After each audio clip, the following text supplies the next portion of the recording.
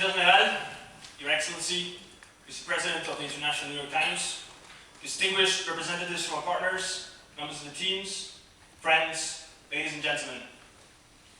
If you ask me now, I'm beginning to think it was a bad idea to put a world-class violinist before my speech, but I will do my best to keep you interested.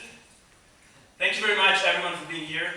It is with profound pleasure that I address you to inaugurate the third edition of the Transatlantic Debating Championship.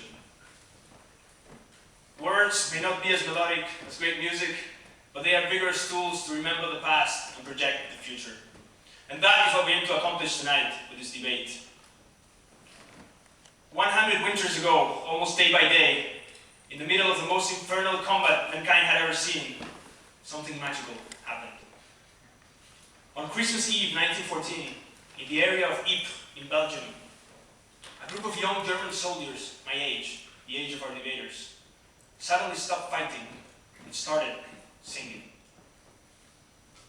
The British enemies were astonished, but soon joined the spirit, left their trenches, and met them in no man's land.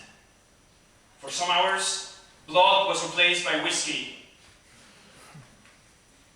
and brotherhood took the place of hatred. In some parts of the front, there were even reports of football matches being played between the armies.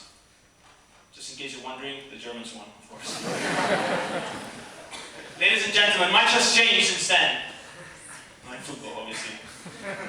But that night left us much more than an anecdote. It left us a reminder of how artificial the war was. It left us the greatest symbol of European fraternity. And it left us, young people, the inescapable duty to remember the mistakes of the past and debate of the future. I would like to sincerely thank all those who have helped us honor this duty by making this evening possible.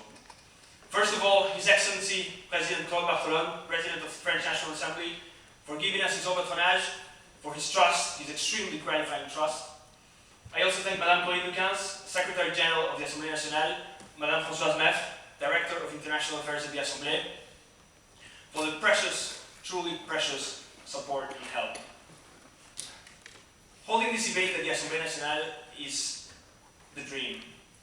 It is for us, young debaters, the equivalent of a young tennisman playing at Roland Garros with Roger Federer, or a lustful teenager going on a date with Pamela Anderson.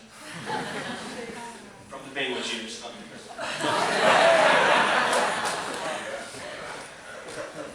As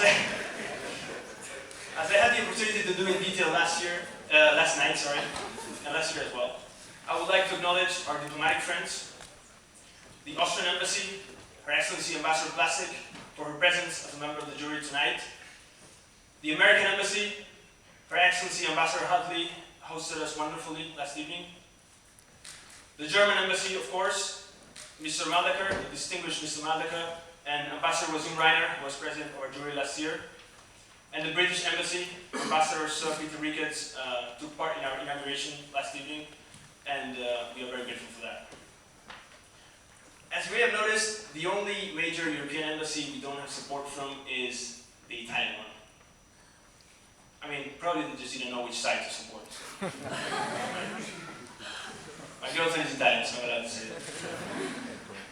I thank the International New York Times, our media partner. As I had the opportunity to mention last night, it is an immense honor for us to have the single most important newspaper in the world supporting us. I thank McDermott, Will & Emery, the law firm, for a strong commitment to our project once again. It is always great news to have McDermott on board, as it means our debaters can say extremely controversial things, and no one will dare to sue us, because we are backed by the top law firm in town. I thank the French Debating Association, its president and our chairman, Mr. Declan McCavanagh. Declan has been substantial in this organization, and I am very proud to call him my friend. Finally, I acknowledge the gladiators from our 6 teams tonight. To our American and British debaters, you should realize the honor of speaking your language at the French National Assembly. Just to be clear, this is not something you're supposed to do. As a matter of fact, I don't think you're supposed to speak English in Paris at all, as you may have noticed by the gracefulness of the taxi driver who put you here. The last person to give an English speech on the First World War at the Assemblée Nationale was a guy called Woodrow Wilson. Good luck, guys.